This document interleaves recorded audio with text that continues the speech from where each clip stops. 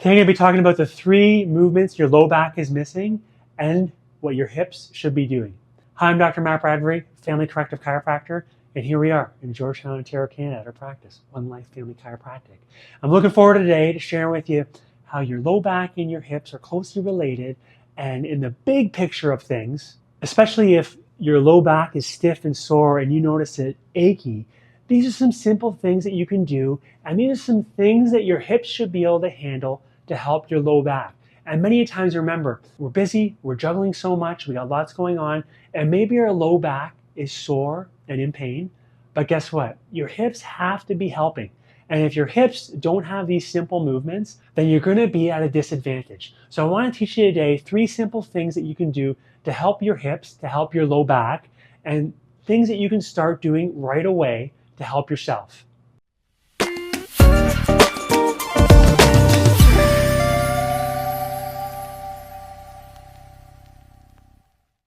Of course, if you're just tuning in, don't forget, take a moment. Make sure, I love interacting with you. Make sure you subscribe, like this, so that we can interact in the future and I can help you get back on track with your own health. Remember, your hips, your glutes are prime movers. These are muscles that you need to keep strong.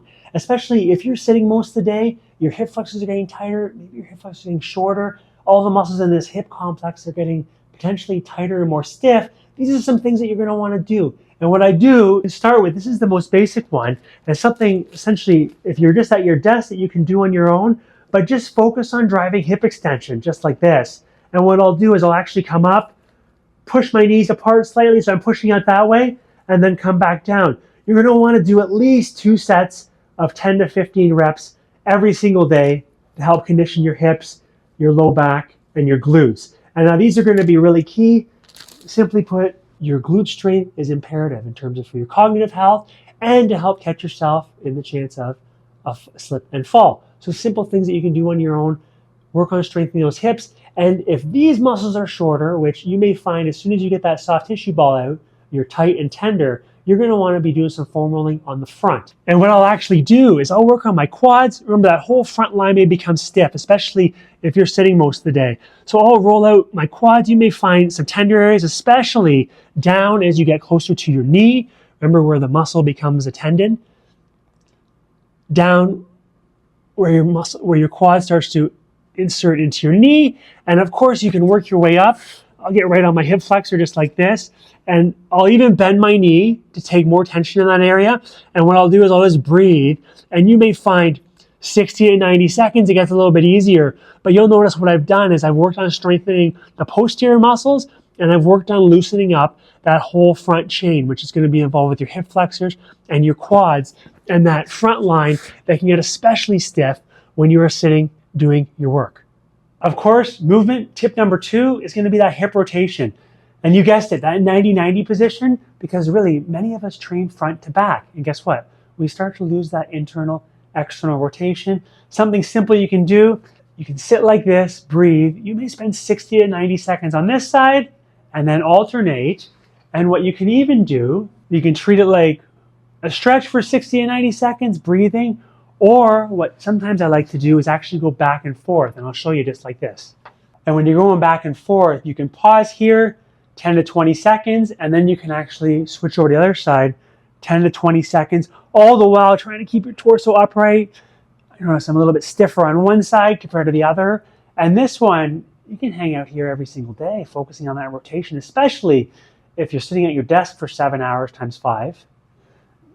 You're gonna need a lot of small little things stacked up over time to help you. And really trying to get that knee down to the ground, focus on your breathing, keeping your torso upright, and go back and forth to help work on that hip rotation.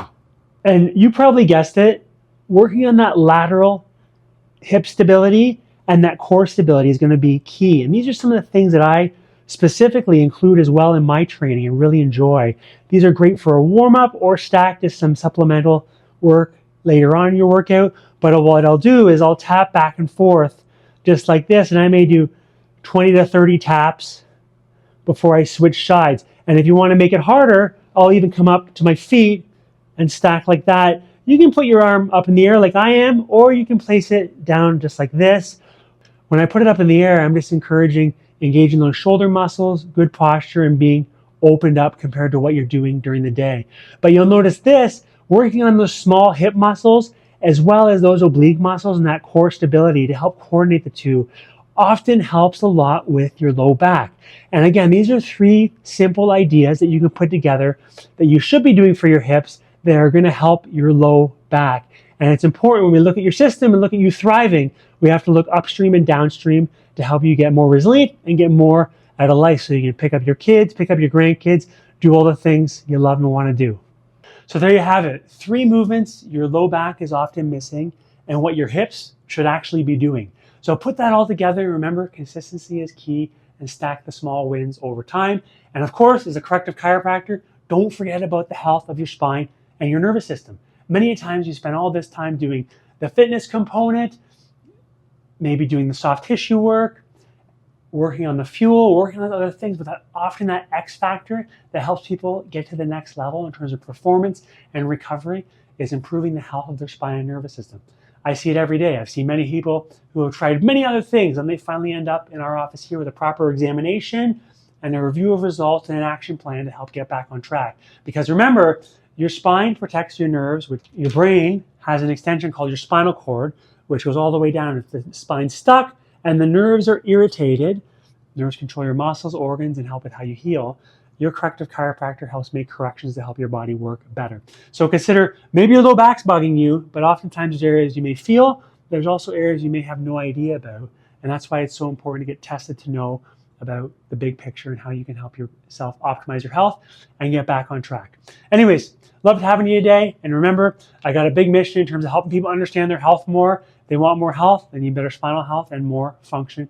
Can't do it alone. So take a moment, if you enjoyed this, take a moment to share it. Of course, I love interacting with you. So take a moment to subscribe as well and like our videos so that the message gets out to more people. I appreciate you. Thank you so much for your support. And remember, you're far stronger, more resilient, and resourceful than you may have led to believe. Bye for now.